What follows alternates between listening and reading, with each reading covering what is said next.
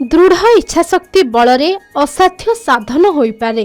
सेथिपाई मनरे साहस निष्ठा रहिबा आवश्यक।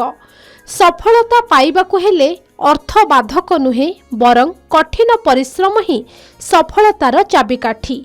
एहाकु प्रमाण करी देखैछंती पवित्र।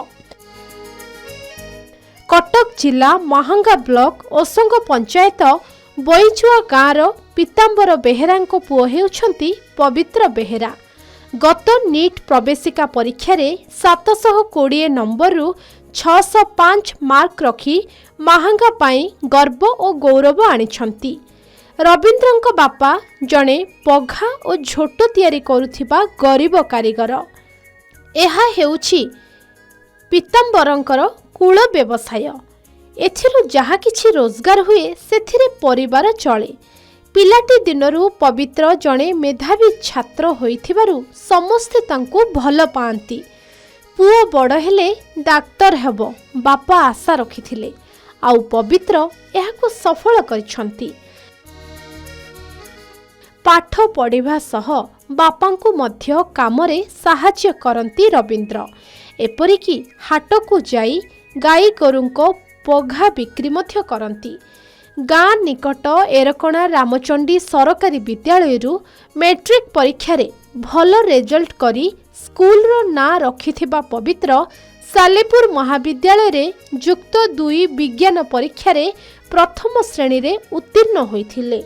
एही समय रे नीट परीक्षा पाई प्रस्तुति चलाइथिले। शेषरे एही परीक्षा रे से सफलता पाइथिले। आगको से जणे भल डाक्तर हेबा सह गरीब लोकंको पाई सेवा करिवे बोली संकल्प नेइछंती।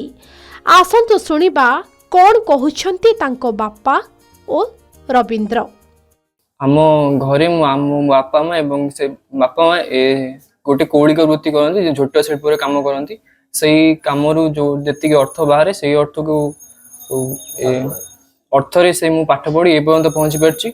आहरी आगु को पढ़ियार अच्छी से तार आर्थिक व्यवस्था भी एते भल ना।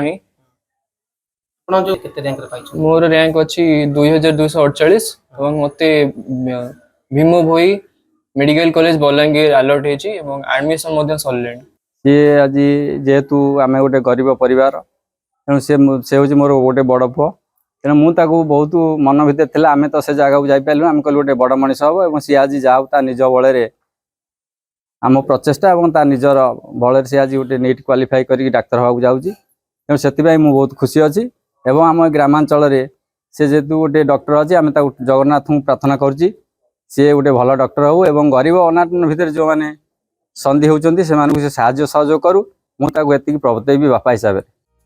पवित्रंक बापा जणे पघा सिक्का कारीगर होइथिबा बेले माँ हेउछंती जणे गृहिणी।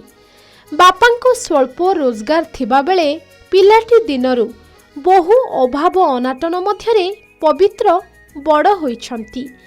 जीवन रे जणे भल डाक्तर हेबा पाई से लक्ष्य रखिथिले। अर्थ अभावरु से कोनोसी कोचिंग न नै केवल ऑनलाइन माध्यम रे पाठ पढ़ा जारी रखिथिले।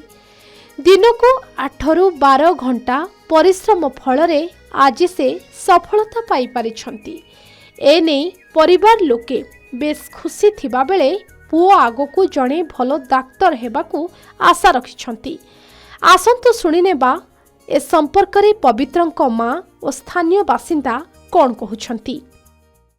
आम घर पाखर घर से जाऊ आम गाँव जन बहुत भल पिला बहुत पाठ पढ़ी डॉक्टर होगा जाऊँ आम गाँव बहुत परिश्रम करती राति पढ़ती बहुत राति 10-12 घंटा पाठ पढ़ती बापा माँ को भी काम साहाय्य करती।